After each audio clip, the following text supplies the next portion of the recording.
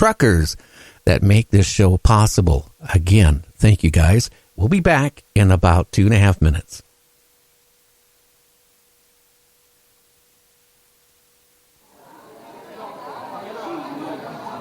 What we are asking for from the government is full disclosure. We know what we're seeing, and there are too many of us. We're not going to.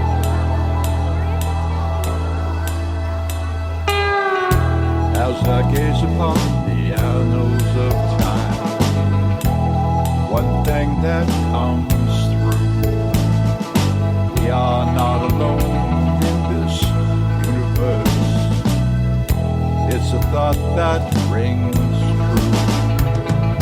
Ancient cave dwellers drew spacecraft on the walls. It's a recurring theme. I've seen the same thing while walking late at night, and I know it's not a dream. From Malmstrom to Manhattan, Boston to LA, there are people asking questions and they will not go away. But what has been seen might not be what it seems. The government's shadows dance in the sea.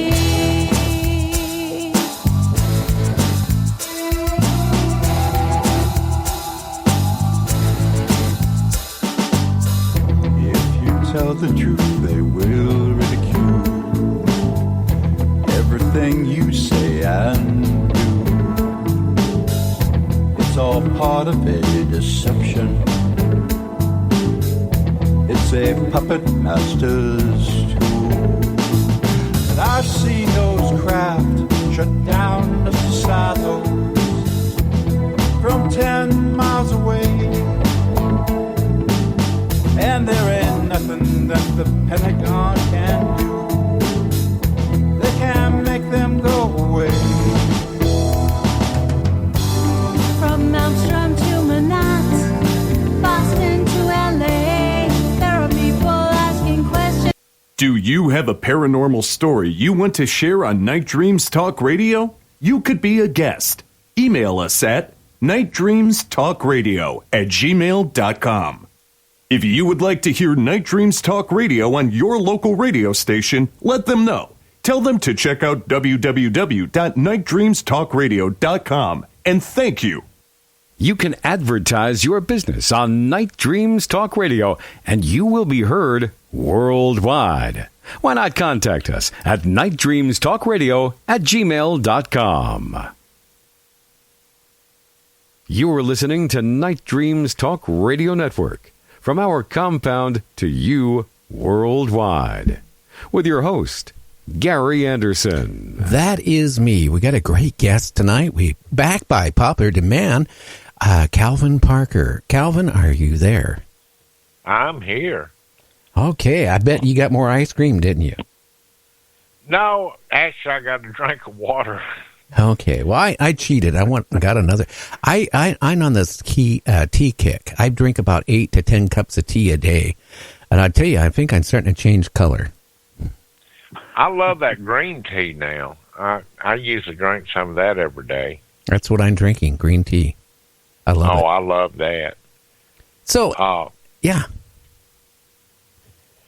Now, anyhow, I was on there and I could hear the blood running out and all. And I was starting to bleed. And then she telepathically said, "We're not going to harm you." And I was thinking, well, you already harmed me. Why are you telling me this? But that was just my thoughts going back. But it sounded like a normal person, so that makes me think they can look and be whoever they want to be, just to be honest. That's really a scary situation to get into. But emotionally, this thing tore me up for 45 years. Like I say, the physical part, you can get over it pretty quick. But when she got through with her little examination thing, she kind of backed up out of the way, and she made a mumbling noise. And this big robotic-looking creature the big ugly one, what I call him, he come alive and he come over and he grabbed me by the arm, and I felt another injection. So they was studies shooting me up with something to, I guess, to settle me down or get where I couldn't run or speak or nothing else. And then when he picked me up, he carried me back out, set me on the side of the river, right where they had picked me up. Oh, wow. And that's when Charlie and I decided not to talk about this no more. Now, come to find out, in 1993, I had decided to go fishing. Well, I quit fishing at night. I don't blame you. I don't blame you after that. This was 20 years later. And I told my wife, I said, look, I'll be back before dark because I'm not going out at night. And I grabbed me a lunch and left out in my boat. It was about a 25-minute ride. And when we got to Cat Island, I just laid my lunch down. And this was 11 o'clock, about 11 o'clock in the day. Well, the next thing I knew, it was 3 o'clock in the morning. And I didn't know where I was when I come to. So I got in the boat and I went back to the house or went to pick my truck up, load my boat. I had a cooler full of fish that I didn't even know I had. A friend of mine come over the next morning. He said, did you catch any fish? I told him, I said, look, I got all this missing time here. Now, I had no idea what missing time was. I just knew I had some. I didn't have no idea what aliens was because I didn't try to follow them. And I told him, I said, I went out yesterday, 11 o'clock. I can't account for nothing from 11 to 3 the next morning. He said, look, I know a guy. Now, he kept up with the UFO field. He said, I know a guy that is giving a seminar or a lecture or something right now at a conference. His name's Bud Hopkins, and he just wrote a book on missing time, and that's what you got, missing time. He said, let's go see him. He's in Tampa, Florida. So we actually flew to Tampa, Florida, and he went in. I wouldn't go in. I didn't want to go in, nothing to do with none of these UFOs or anything like that, because by that time I had my gut full of them. Oh, I don't blame you. And he went in there and told Bud Hopkins who I was. And I didn't figure Bud would know me from anybody. I didn't know Bud. And Bud said, well, y'all go to my room. I want to talk to him. So we went to his motel room. He gave us a key, and we went there. And it wasn't just a few minutes. Bud Hopkins showed up. And, of course, we formally introduced ourselves. He knew of me, and I didn't know of him or who he was or nothing about him.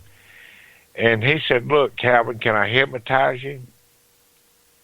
I said, I don't know if you can or not. I've never been hypnotized. I said, but I do know one thing.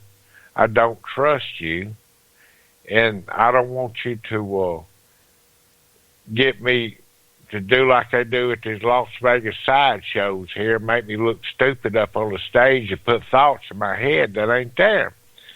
I said, now, if you do, there's a ball bat in my car, and I'm going to let this friend of mine stay in here, and I'm going to let him beat you to death with it, then hand me the bat, and you leave. And him leave. I said, but other than that, yeah, if you want to try it, if you want to take that chance, you can. Now, to be honest, I never knew I was hypnotized. He put a post-hypnotic suggestion in my head. I didn't think I could be. And now this was in 93. When I realized that I had been hypnotized, this was 2018 when I was doing the book. And I told Philip when we was doing the book, I said, I don't know too many people in this field here or anything about it, to be honest with you. But I did get to meet Bud Hopkins, and he tried to hypnotize me, but he couldn't do it. Of course, Philip's eyes lit up. He said, well, he'll have records of that. Let me see if I can get a hold of the records. He's dead now, but I need to see if I can get a hold of these records that he's got. So Philip called Dr. Jacobs. And Dr. Jacobs actually had taken over Bud Hopkins' work when he passed away, and he had the actual tape there. So Dr. Jacobs called me, and he said, look, Calvin, Philip Mantle called, and he's wanting this tape. I said, well, give the man anything you want. There's nothing on it anyway. Well, he sent it. It was a little cassette tape, and he sent it. And I noticed I didn't hear from Philip for about 3 days, but he was transcribing this hypnosis into writing, and he was having to concentrate and listen to the tape. Like I say, I didn't realize I was hypnotized. So all of a sudden I got an email, and here it said Bud Hopkins hypnosis. I opened this email up, and I started reading just a little bit of it. And I thought, shoot, I have been hypnotized. I quit reading right there because I didn't want to read anymore because I didn't want nothing that wasn't in my brain already to be there. So I went out and I told my wife. My wife and mother was sitting on the back steps. I said, you know, that guy, Bud Hopkins, he did hypnotize me. And I said, it looks to be quite lengthy in there, too. I said, Juanette, would you go in and you listen to this? And at the beginning of the tape, he put this post-hypnotic suggestion in my head, and I read that I wouldn't remember it till I was ready to remember it. I said, so I want you to go in and listen to this tape, and when you get through, don't tell me about it, but as I remember, I'm going to tell you, and you tell me how true it is. Well, she was in here probably about 45 minutes, and she came out crying. She said, I just can't listen to this no more. It's just so horrible, so bad. And again, I didn't know what she was even talking about because I didn't have that memory yet. And then a few days later, I had a thing with Linda Moulton Howe, and she, for some reason, it just seemed like a TV screen you was watching, like a film just come in front of you. And my memory started coming back. Well, when I got off the show, I went and asked Juanette, and this, and this, and this, did you hear it? And she said, yeah, that's what it was. And it was. Then I've just recently read it.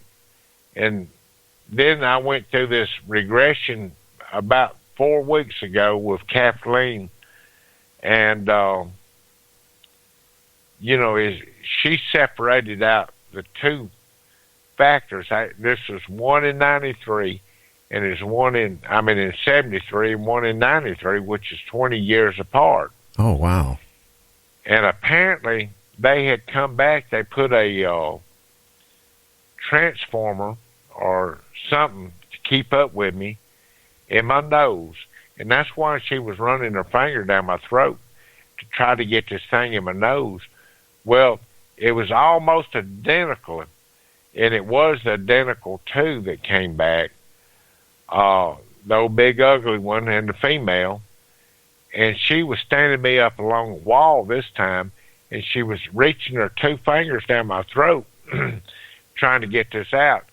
And that sedative kind of wore off. Now, this time I fought back. I wasn't going to take no more of it. I done had enough, You done get me twice. Yeah, that's my fault then. No, I got to ask you a question, Calvin. Now, you said transformer. It sounds like you meant implant. Well, that's what it was. Yeah. Yes, or what I think it was. Well, have you heard about Timothy Cullen? He was like, no, sir. Okay, he had an implant that the late Dr. Roger Lear removed. He was the number 9th patient of Dr. Lear removing an implant, and they found an implant in his wrist. And the compound, it was some metals, but it had a silver compound with it that could never have been formulated on Earth. the thing is, after he had his implant removed, here goes about a year later, he's driving with his wife. He sees a UFO come right in front of him.